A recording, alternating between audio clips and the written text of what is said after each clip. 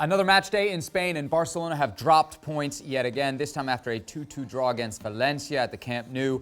Messi and Araujo, your goal scorers for Barcelona, who had a 2-1 lead late into the second half before a 69th minute equalizer from Valencia. For more, we welcome in Alejandro, Moreno, and Julien. Ale, in the match stats there, we saw 73% possession for Barcelona, but this tie felt like maybe almost even more than what Barcelona deserved from this match. What'd you make of the performance? Think about the three-point line in a basketball game and draw that same imaginary line, arcing line, from one corner around the 18-yard box over to the other corner. And then picture every attacking Barcelona player, other than perhaps Martin Braithwaite, all of them in and around on top of that imaginary line.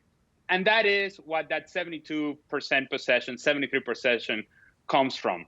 And that is touch, right, touch left, pass right, pass left, never forward. It's always around that imaginary line. It's always around that sort of umbrella shape of possession. And you don't really threaten. And so you're Valencia, yes, you're pushed back, and yes, you're absorbing a lot of pressure. But it's not the sort of pressure that is really creating goal-scoring opportunities. And so for all of that possession, whenever Barcelona did turn the ball over and Valencia went on the attack, Valencia looked like the more likely team to score on the counter than Barcelona ever did with all that possession. And this is not something that is new. This is not something that we're surprised about. What we're surprised about is how easy other teams are able to score against Barcelona and how difficult it is for Barcelona to create goal-scoring opportunities. Because if you're going to have the ball for that period of time, at the very least, since you're having it on the attacking half, it should take more than two passes in order for Valencia to go on the attack and have a 1v1 situation against Ter Stegen, and Ter Stegen having to come up with a save. And yet that's how easily they play through Barcelona. It is a lot of work for Barcelona to create goal-scoring opportunities. It is a lot of work for Barcelona to score goals, and yet it isn't nearly as much work for other teams to threaten and score against Barcelona. Jules, from a Barcelona fan standpoint, man, it must just be so frustrating to watch this team play, not just because of how Ale describes the way in which they play, but the inconsistency from match to match. If ever there was a moment you thought, okay, Barcelona has some momentum, it's coming off the Real Sociedad result, the win midweek, and yet today, really, at home, they laid an egg, didn't they? Yeah, but if we go back slightly and quickly on the Real Sociedad game, they had a decent first half, a good first half, and then it was quite chaotic, and the second half was not good. And again, that was against the team that plays. So when they play against the team that plays, there's no problem, especially at the Camp Nou, because they'll have space and it's easier, more fluid for them to go forward. When they play against a team that sit deep, and we've seen that many times this season, but also last season, they struggle because, like Ali said, they have a lot of possession. After 20 minutes today, they had completed 220 passes. 220 passes in 20 minutes, and they had no shot on target. They hadn't created anything. And on the other hand, 10 minutes later, Valencia went to score. They could have scored with a Soler shot that Ter Stegen made an amazing save. And then on the corner, Jackabi scored because Barcelona can't defend on set pieces. We saw the marking. It was shocking the way they marked the Valencia players, and especially Jackabi on that corner, for example. And I just think it's not good enough. I think Koeman is clueless. We saw that again with his substitution. We saw the same against Real Sociedad with his substitution. They made no sense. And again today, why do you bring Longley in at 2-2? Go and try to win the game instead of first taking Griezmann off and then bringing Longley on and taking Coutinho off. Do something else to try to win the game instead of keeping the 2-2 and a draw. Ale, how much of today's result is on Koeman? Yes, and a lot of it. I agree with Julien in that some of the substitutions, in particular, going back to the game against Real Sociedad, you just kind of went, wait, what was that? What are we trying to do here? And then you take it to today's game and you think about, all right, who's going to come off? And because I will tell you this about Barcelona, because of that line that I just told you about, that umbrella-shaped line, there are a lot of redundant players and in redundant spaces. So a guy like Coutinho, I have no idea, honestly, when you watch him play, how is it that he's going to change the game? How is it that he's going to do something different? Because he seems to be doing a similar job to whatever Pedri's doing. And Griezmann, because of his role in this team, is still to be defined. He seems to be doing a similar job to what Messi may be doing. They all take themselves out of the 18-yard box, and they all occupy each other's spaces.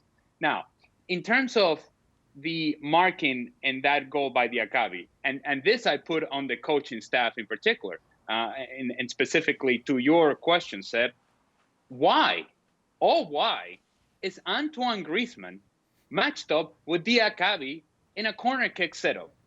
Because in a set piece is, from my experience, you know exactly who you're picking up. It's something that has been discussed, and it is written out on boards all over the locker room. You know who your matchup is. How, in a meeting between coaches prior to this game, you say, who are we going to match up with Diakabi?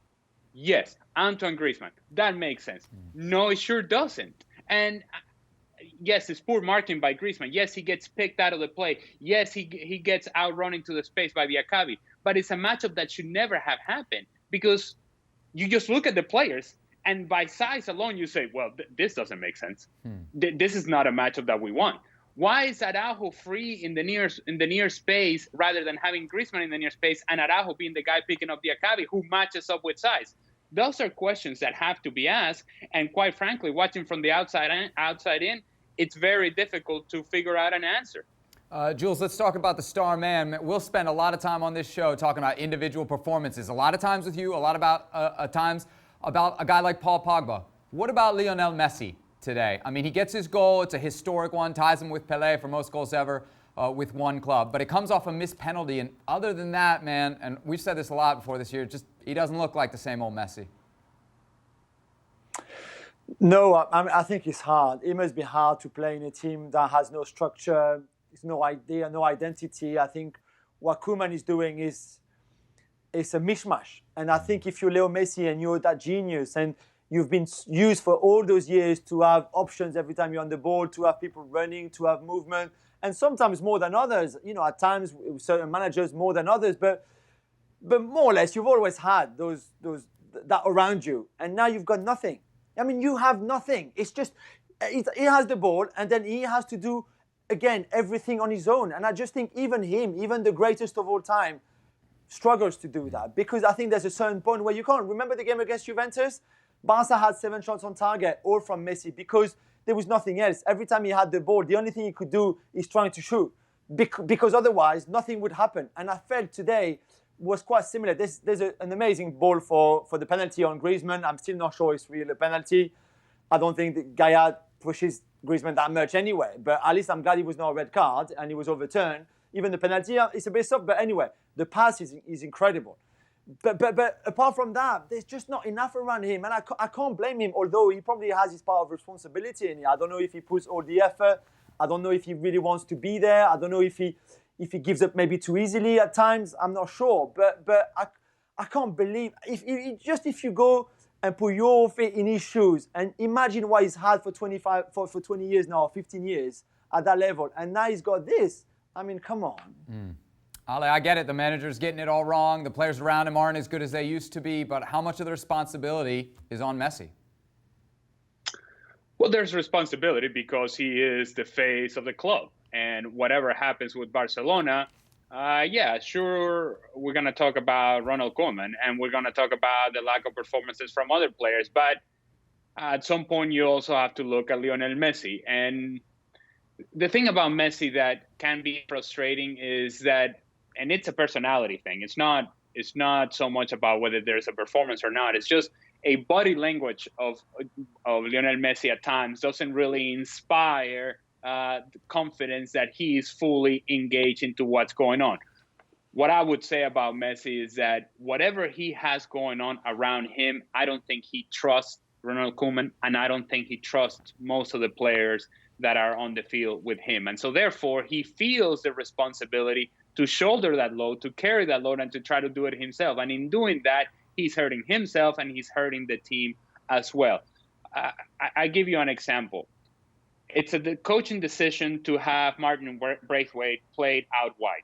It's a decision that I don't quite understand, because you lose presence as a focal point in the attack inside the 18-yard box that is not there if you don't have Braithwaite down the middle, because Messi will drift into wider areas and Antoine Griezmann doesn't occupy that space. That's a coaching decision. For Messi, as he now wanders around the field and is trying to find an option inside the 18-yard box, once he takes himself out of that position, then there's nobody to combine. So while the coaching position is affecting the performance of Messi, is the movement of Messi away from the dangerous position that is also affecting his decision-making and the success of the team.